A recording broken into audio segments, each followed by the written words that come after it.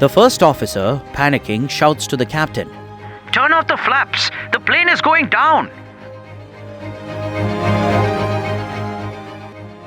but the captain doesn't respond. The first officer yells again. "Are you okay, Captain?" Still, there's no answer from the captain. Meanwhile, the plane is descending rapidly, and the captain is slumped in his seat. His whole body is soaked in sweat, and his head has fallen back after a jolt. In fact, the captain has died from a heart attack. Now, the plane is in the hands of a pilot who has no real experience flying it.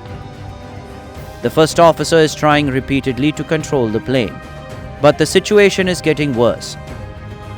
At this moment, the plane has descended very low, and everyone has just one question: can this new captain save the plane from crashing? But what happens next is shocking. So what ultimately happens to the plane? Does the first officer manage to save it or not? This is the story of TAROM Flight 371, which will give you goosebumps and make you wonder how all of this could happen. So let's begin this story.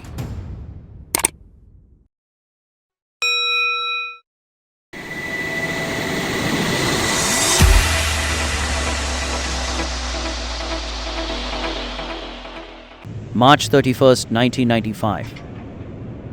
Romania's national airline, TAROM, prepares Flight 371 to fly from Bucharest's Henri Coanda International Airport to Brussels, Belgium.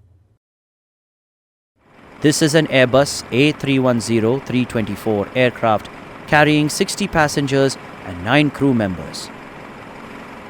The plane is commanded by 48-year-old Captain Liviu Batonoi, who has about 14,000 flight hours of experience. Throughout his career, he has flown many planes, but he has only 1,735 hours of experience on the Airbus A310, which isn't very much. In the cockpit, 51-year-old First Officer Ionel Stoi is also present to assist. He has 8,988 flying hours of experience, including 650 hours flying the Airbus A310. Interestingly, First Officer Ionel Stoi had flown Soviet-built planes for a long time, whose cockpit instruments differ greatly from Western aircraft.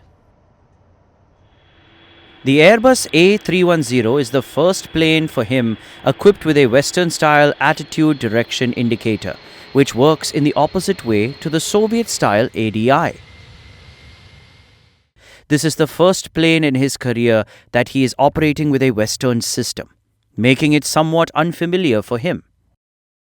This will later become a significant challenge during the flight. All preparations for the plane's takeoff are complete. Fuel has been loaded, and the ground staff has pushed the plane back into the correct position. Shortly after, the flight receives takeoff clearance and gradually increases speed. TAROM Flight 371 takes off at 09:06:44 local time.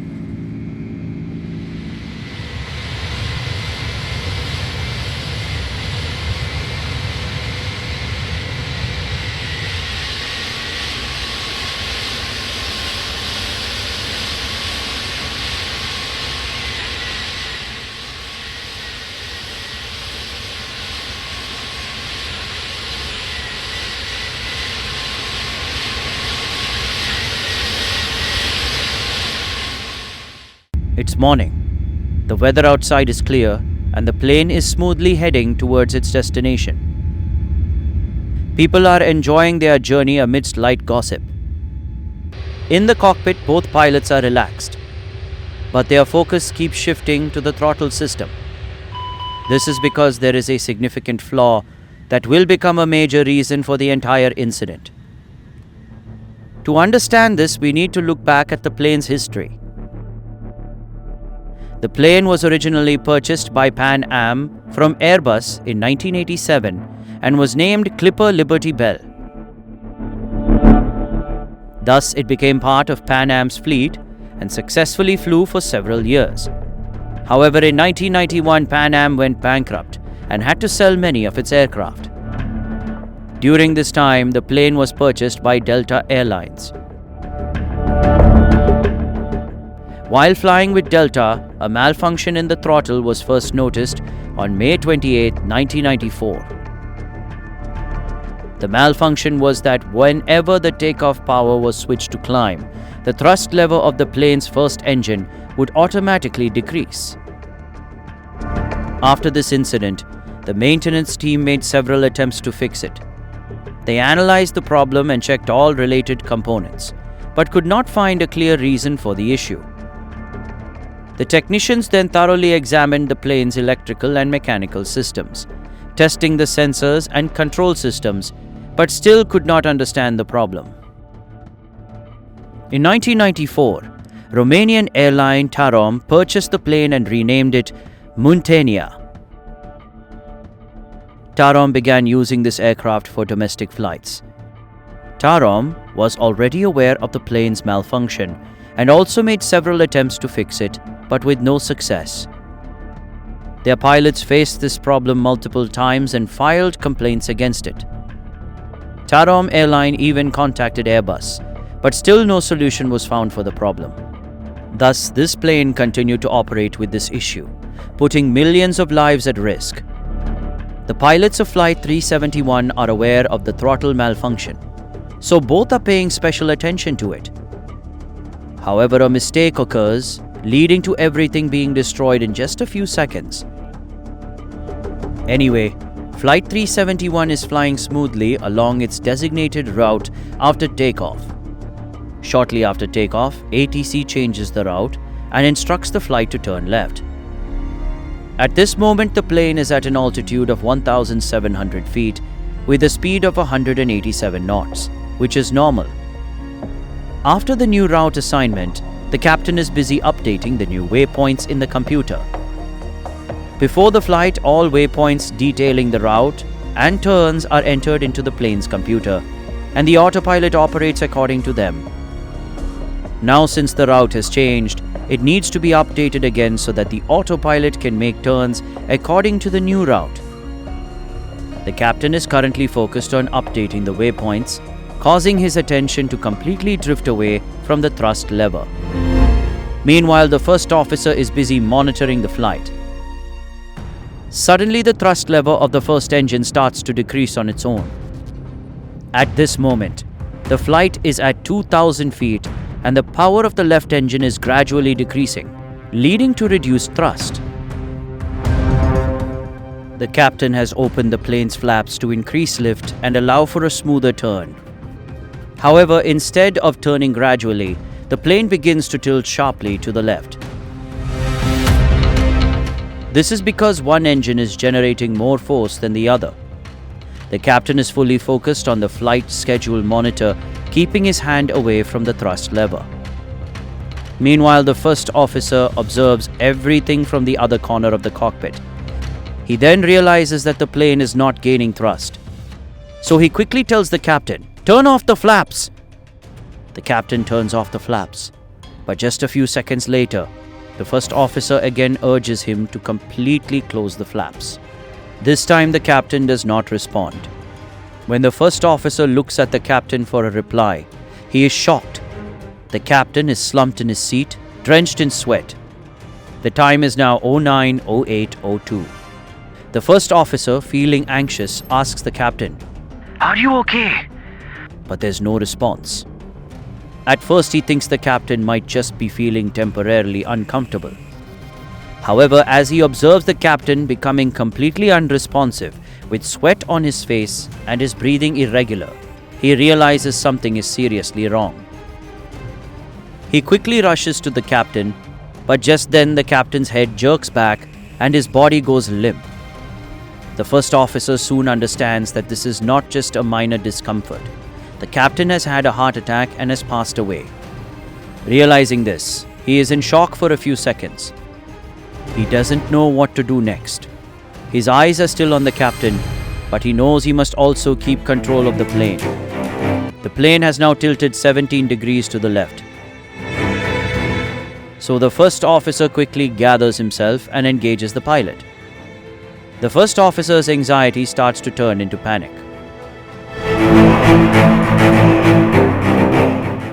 His face is drenched in sweat, his hands are shaking, and questions are racing through his mind. What do I do now? How do I control the plane? It has only been a few minutes since takeoff, and the altitude is not high enough to stabilize the plane quickly. Additionally, the first officer has no significant experience handling the plane in such a condition. In his panic, he has forgotten that the instruments in Western aircraft differ slightly from Soviet ones. As a result, he cannot interpret the displayed data correctly, and all these factors are leading to a potential disaster. If the first officer had educated himself about Western aircraft systems in advance, he wouldn't be facing these difficulties now. The plane is still unstable, and the thrust problem continues, causing the aircraft to descend rapidly. Red lights on the control panel have started flashing, and various warning signs are beeping. The first officer is putting all his effort into stabilizing the plane, but each time it tilts to one side. Handling such a large crisis alone seems impossible for the first officer. Overall, the atmosphere in the cockpit is extremely tense. Meanwhile, the passengers outside have no idea what is about to happen to them. Gradually, the plane is descending even faster, now very close to the ground. The warning signs have become more intense than before. In the meantime, the first officer makes one last attempt to control the plane. Unfortunately, this time too, he fails to regain control. At 09:08:34, the plane crashes into a field near Bucharest at a speed of 600 kilometers per hour.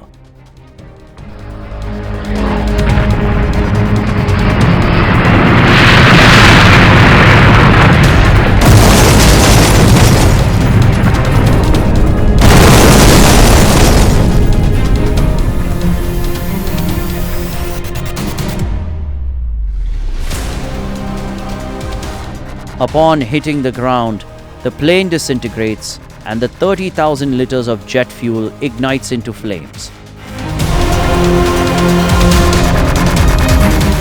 Since the plane hadn't gone far, the control tower clearly hears the explosion. After hearing the blast, when they check the radar, Flight 371 is already missing. The control tower tries to contact the plane, but there's no response.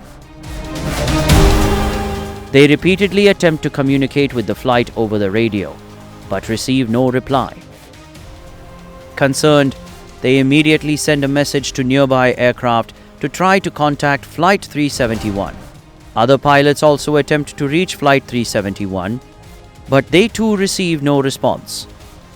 Following this, the control tower declares a distress phase, an emergency signal in the aviation world. This is declared when contact with the flight is completely lost or when there is suspicion of a serious incident. After declaring the distress phase, search and rescue teams are notified and promptly head to the crash site. But upon seeing the scene, everyone is stunned. The plane had crashed with such speed that it created a 20-foot deep crater in the ground. Wreckage from the plane was scattered everywhere, and a large explosion had ignited a fire in the area. The impact was so forceful that cracks appeared in the walls of nearby houses. None of the 60 passengers or 9 crew members survived this tragic accident. Recovering the pilot's body proved to be extremely difficult. This was because the plane had fallen nose first at a high speed. The impact was primarily at the front, completely crushing the cockpit. After the crash, Romanian and international aviation authorities began a thorough investigation into the incident. Most of their suspicion was directed towards the thrust lever's malfunction, but it seemed clear that this accident could not be attributed to that alone. They used the cockpit voice recorder and flight data recorder to determine that Captain Liviu Batonoi had suffered a stroke at a critical moment preventing him from controlling the plane. Additionally, the malfunction in the Airbus A310's throttle made the situation even more dangerous. First Officer Ionel Stoye made every effort, but the technical issues with the throttle and the captain's death meant the plane could not be saved. Moreover, the first officer's prior experience with Soviet planes, lack of training, and inability to make the right decisions contributed to the accident. Following this incident, the aviation industry implemented several new safety measures to prevent such accidents in the future. Medical checks were also made stricter to better identify any potential health issues with pilots. Additionally, Airbus paid special attention to throttle-related issues in their planes and made various modifications to prevent similar accidents from occurring. So that was the story of TAROM Flight 371. This was an incident caused by a technical glitch and human factors, becoming a tragic chapter in aviation history.